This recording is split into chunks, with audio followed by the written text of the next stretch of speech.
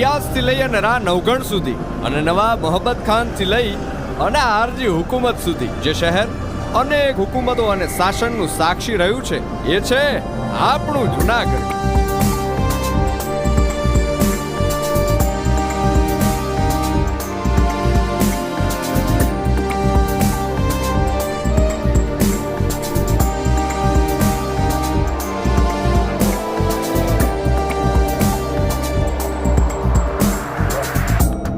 ધર્મ અને ભક્તિ